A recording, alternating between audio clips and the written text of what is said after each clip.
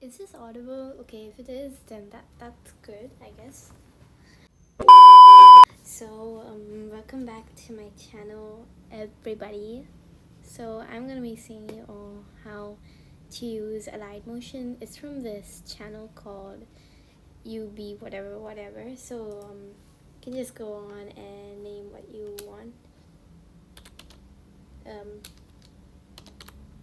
So I'm using a mouse for a reason. This drains a lot of charging, so you're lucky that I'm doing this. So you can go ahead with your project, and I'm gonna start off with the shape.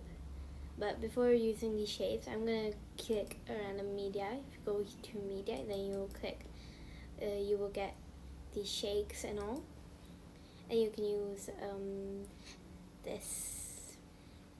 Maybe you can use this Allied Motion or that.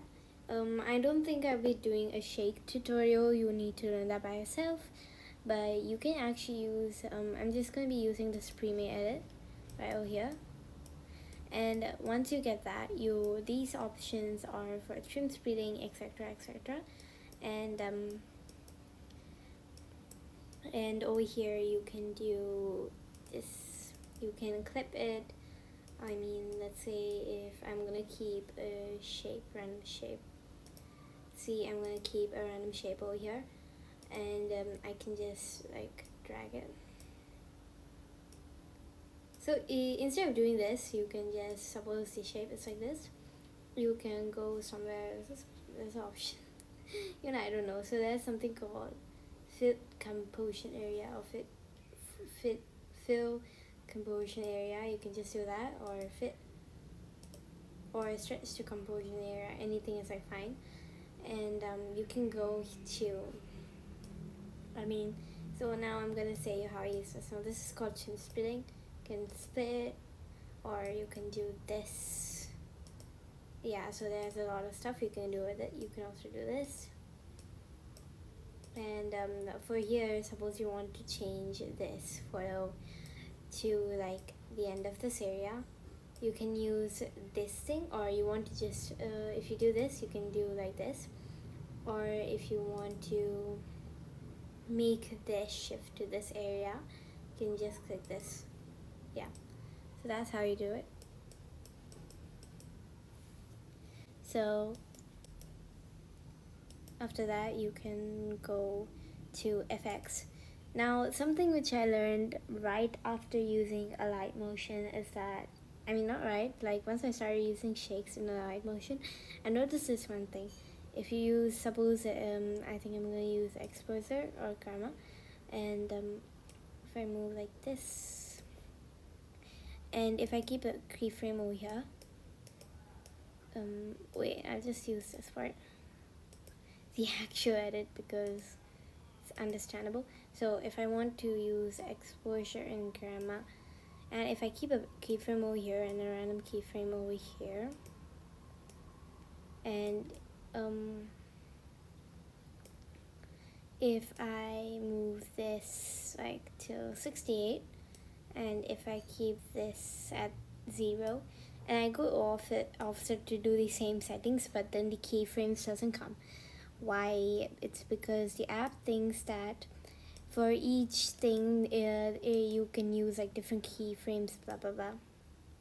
So if you just go here, you can click offset and go to exposure again, and then go to the next keyframe like that, and go to offset again.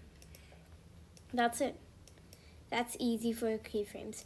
Now since we're done with keyframes, in some of my gacha videos I used to do that. If you go to rectangle 1 over here, and if you click add effects, you have to choose copy background, and go choose channel RGB or whatever they call it, and this has to be R, no, this has to be G, this has to be B. Yeah, this is how it's gonna look. Don't mind the color change, because that's gonna make your grenade look better. And then you have to choose this white, and go down, and you have to choose black, and then you have to go down and have to choose multiply. Yep, that's how good the thing is going to come. See, this is the before and this is the after. Check it. It's gonna come very, very, very nicely. You can just gonna keep it till this part, till the end of the clip. So it'll be that nice. I do not know how to keep watermarks, no, I'm not that advanced. Now I'm gonna show you how to do coloring in a light motion. And I'm just gonna delete this so you guys don't get confused. So if you go to media, if you go to your clip and if you go to FX and if you choose colorize or maybe gradient overlay, or there is more, just search up color like over here, or color, temperature, color, contour. Hot color was something which I used to use a lot. I really don't get why I used it. And then there's more colors obviously, but my favorite one all of these is colorize. So there's this weird, no, you cannot just do it easily. It's like very hard. And this editing app is like more advanced than CapCut. So my favorite color in all of these is this teal and this pink over here. That's how you colorize it. And if you want to make shakes, you can use all escalate, swing, motion blur, tiles, exposure and gamma, Gaussian blur or something like that, and exposure and gamma.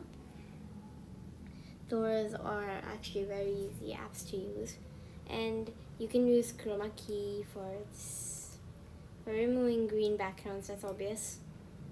So if you go here and you can actually just so I think I'm gonna keep blue, and I'm just gonna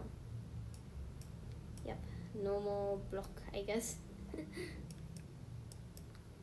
Yeah, so